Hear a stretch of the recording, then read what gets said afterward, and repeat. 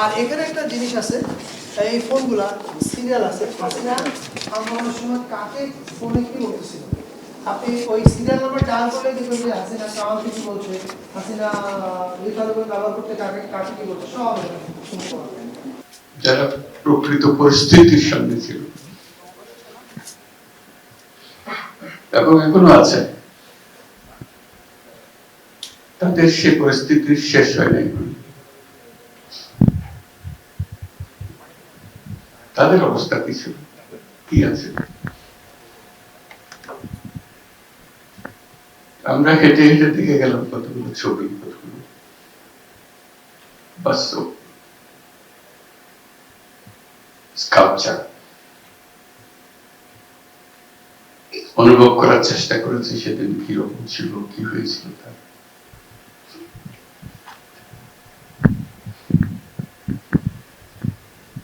যারা এখানে দেখতে আসবে এগুলো তাদের জন্য একটি অনুভূতি আসবে,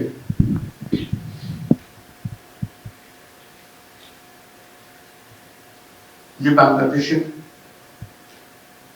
সর্বনিম্ন বিন্দু কি এবং সর্বোচ্চ বিন্দু কোথায়, দুটোই এখানে।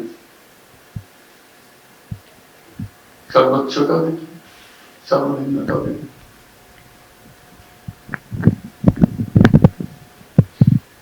আমরা বিন্দু থেকে কত দূরে থাকতে পারি সেটা যদি আমাদের মনের মধ্যে আমাদের আশা জাগে যে আমরা এই নিম্নের থেকে দূরে দূরে অনেক দূরে থাকি। উপরে যখন এত উপরে আমরা উঠতে পেরেছি, আমরা আসমানে ছুটে পারি, এবার সেদিন মনে আসি। এটুকু শুধু দেখার। পৃথিবীতে বহু জাদুঘর আছে, বহু মিউজিয়াম আছে, তাদের সংস্কৃতির উপরে আছে, তাদের রাজা রাজার কাহিনীর উপরে আছে, তাদের ইতিহাসের উপরে আছে। আমাদের মতো জাদুঘরের কোথাও নেই। জীবন্ত একটা জিনিস ভোগ করে। যারা এই জাদুঘরের উপজীব্য এখানে যাদেরকে আমরা দেখতে আসি, তারা এখানে বসে আছে। তাদের কবর এখনো টাটকা।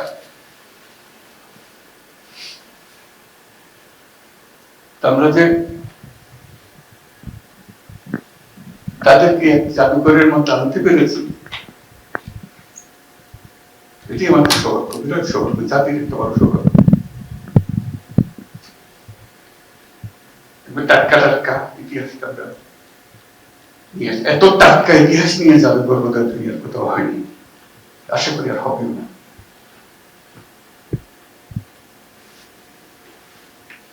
রক্ত না শুকাতেই জাদুঘর করে দেখানোর জন্য। তার প্রতিটি জিনিস যেগুলো দেখছি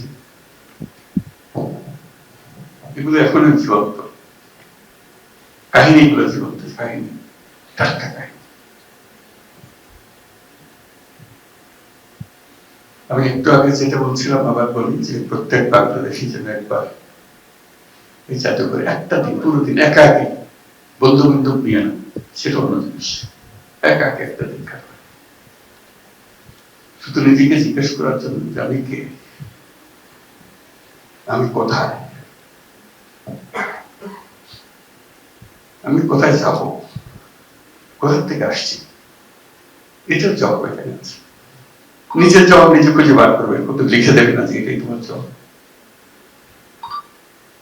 এবং জাদুঘর যারা পরিচালনা করছেন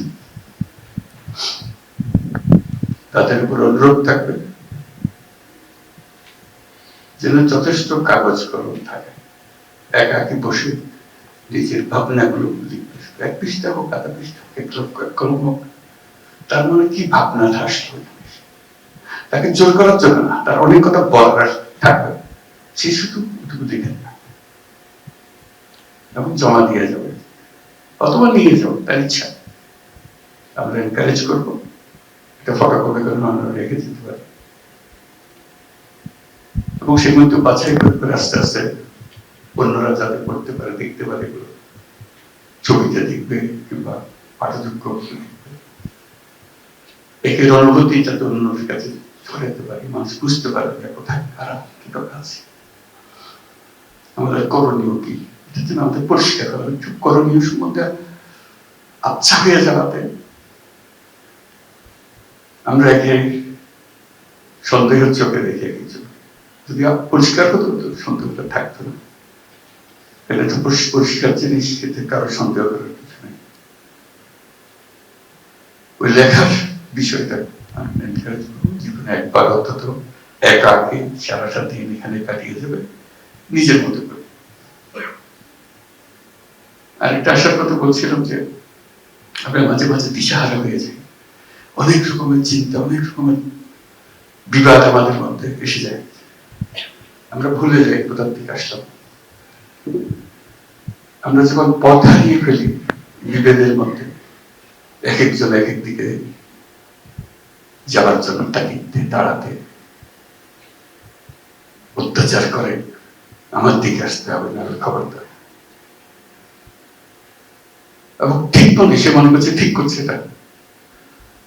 সেই সময় যখন আমরা বিভিন্ন মতে বিভক্ত হয়ে যাই, আমি প্রস্তাব করছিলাম যে যারা এই বিভক্তির লিড করছে তাদেরকে একসঙ্গে একটা দিন সকাল থেকে রাত পর্যন্ত এখানে কাটিয়ে যাওয়া, একাকি কাটাক থেকে ঘুরে ঘুরে বেড়ায়, বসে চিন্তা করুন, রাত্রে একসঙ্গে খাবে, হয়তো তাদের চোখ পরিষ্কার ভাবে ধরা পড়বে আমাদের করণীয় কি। কিছু আর্গুমেন্টে দিতে হবে, তর্ক করতে হবে। এখানে সমস্ত তর্কের অবসান, এখানে হলো আত্মাবিষ্কার। সকল শিক্ষার্থীর ডেস্টিনেশন হোক, বছরে যখন তারা ফিল্ড ভিজিট করে, এই করে একটা ফিল্ড ভিজিট যেন এখানে করে, সেই ব্যবস্থা যেন রাখা হয়।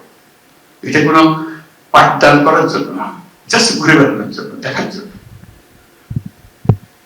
তাদের প্রশ্নের জবাব দেওয়ার জন্য। কেন এটা করছিল, কি হয়েছিল, তার এরা কারা, একটা কয়েক মিনিটের একটা ছবি দেখেই আমাদের এত কান্না কাটে। সব কাহিনী একত্র করলে আমাদের অবস্থান কি হবে বলে? আমরা তো সেখান থেকে আসতেছি। যারা এটা তৈরি করেছে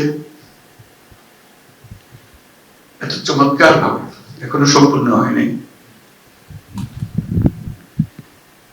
তাদের প্রতি আমরা কৃতজ্ঞ, জাতি কৃতজ্ঞ, অনন্য একটা জাদুঘর তৈরি করার জন্য।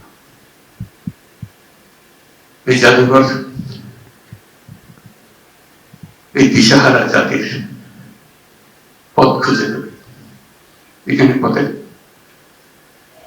ঠিকানা পাওয়া যাবে। এটি হলো এই জাদুঘরের বৈশিষ্ট্য।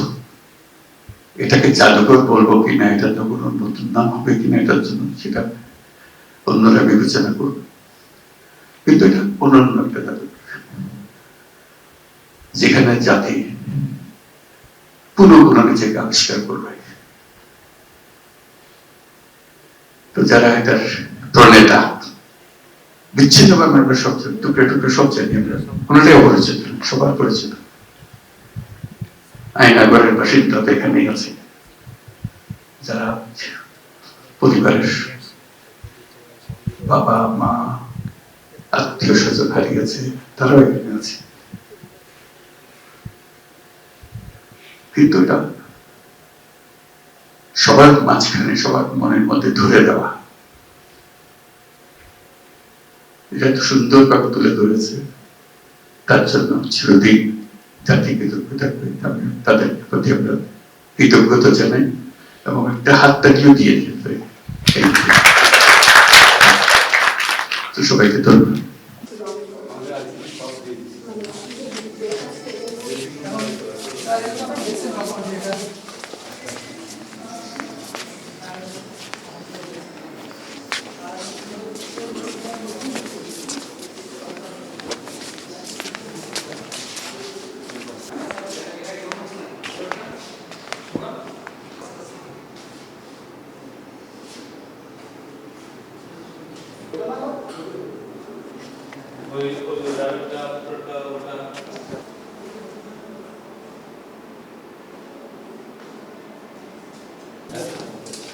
আমি জাস্ট এই সাবজেক্ট দিয়ে তাকে সহ্য করা যাবে না।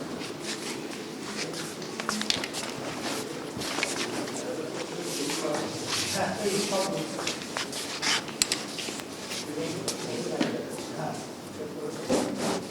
ইনক্লুডিং আমাদের প্রথম আলো যে অল্প শক্তি প্রয়োগে এদের সরিয়ে দেওয়ার জন্য সরকারকে ধন্যবাদ।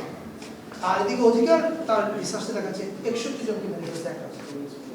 That is the contrast we have in our life.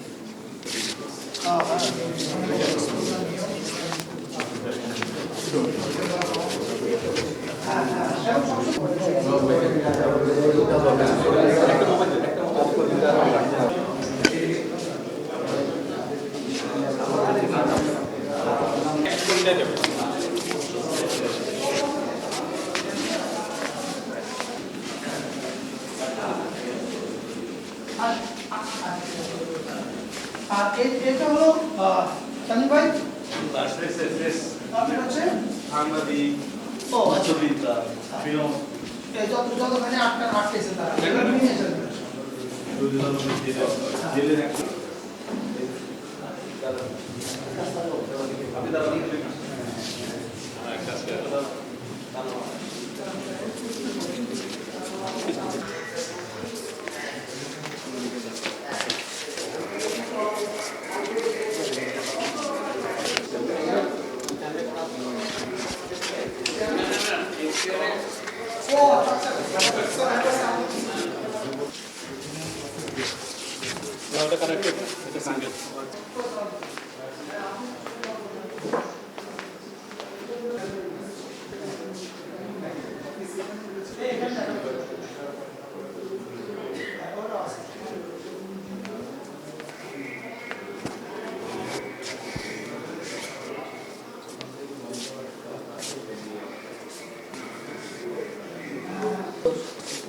পরিবারের সদস্যরা তরুণদের জীবনে কিভাবে উন্নতির উদ্দেশ্যে যেমন তারা ডায়েরি লেখে তারা হাসপাতালের সাথে কমিউনিকেশন তো এক জায়গায় দেখা যেতেছে নার্স দৈনন্দিন জীবনে কি করে লিখতেছে আর একদিকে তার হাজব্যান্ডকে যে কমিউনিকেট করতে পারতেছে সেই ঘটনাগুলো অবশ্যই লিখতেছে।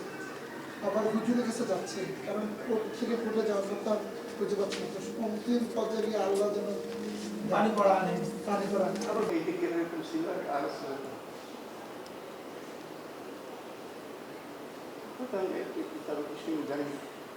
হ্যাঁ এটা এখন শহীদের অফিস। আর এখানে একটা জিনিস আছে, এই ফোনগুলা সিরিয়াল আছে। হাসিনা আন্দোলনের সময় কাকে ফোনে কি বলতেছিল, আপনি ওই সিরিয়াল নাম্বার ডায়াল করলে দেখবেন যে হাসিনা কামালকে কি বলছে, হাসিনা রিফারকে ব্যবহার করতে কাকে কাকে কি বলছে সব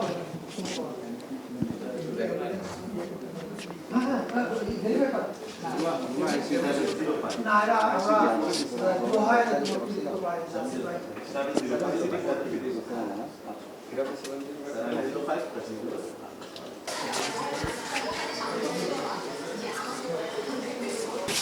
এটা হচ্ছে ওই যে জীবনের সেবা ঐতিহাসিক কিছু ফটোগ্রাফ।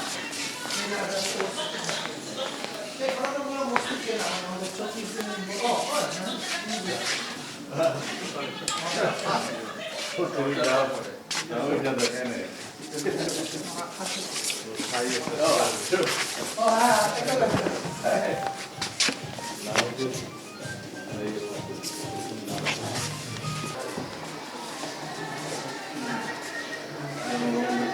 ওই ভালো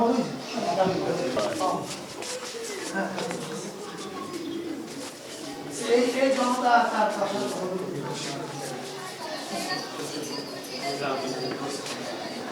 এটা মূলত স্যার স্যার এটা চলে স্যার এই পাশে ওই পাশে আচ্ছা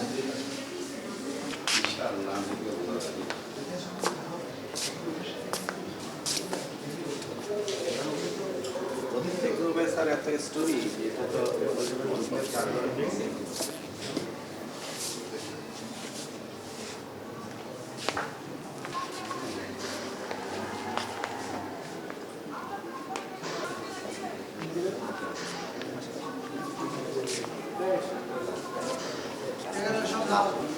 এটা হচ্ছে ওই ফটোটা ওটা হচ্ছে ফটোটা ওইটার রিক্রিয়েশন হচ্ছে।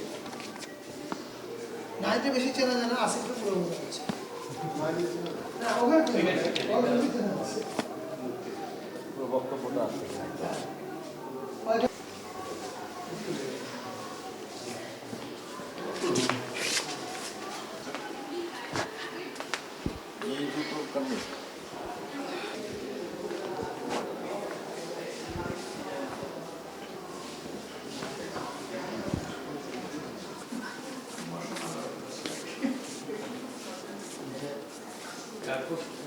এটা প্যাকেজ শুরু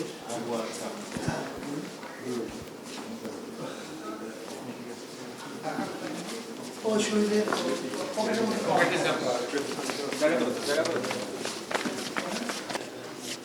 মানে এটা যাওয়ার জন্য সত্য হাজার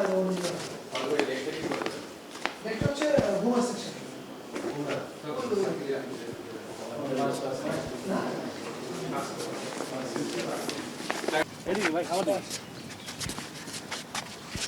সবাই একটু সবাই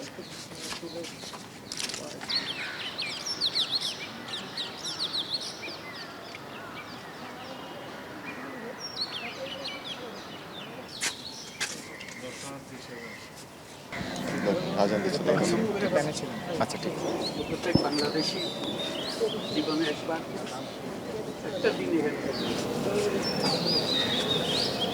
যারা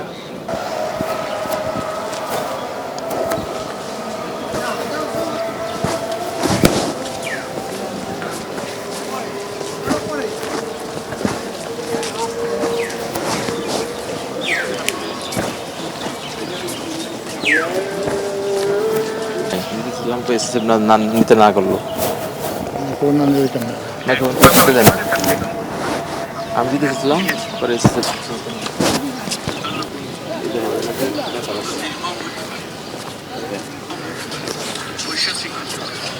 নয়েজ ফিক্সেন নয়েজটা দিয়ে দুটো রিডিউস করতে পারি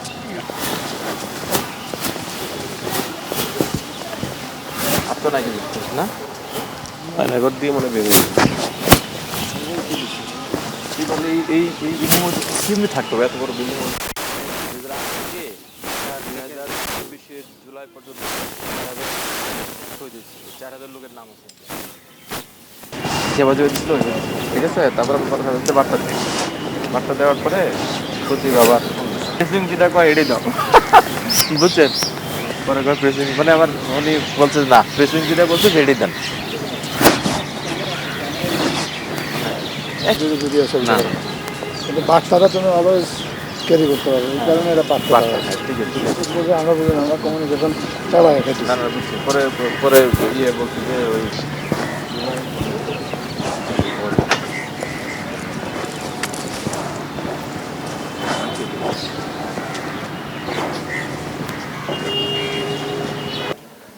এটা অবিশ্বাস্যভাবে বিনা পয়সায় কাজ করেছে সময় শোনার পরে বুঝতে পারবো যে আসলে এই জুলাই জাদুঘরটা আগামী দিনে বাংলাদেশে কি হাল হবে সেটা ওইখানে সবাই ধন্যবাদ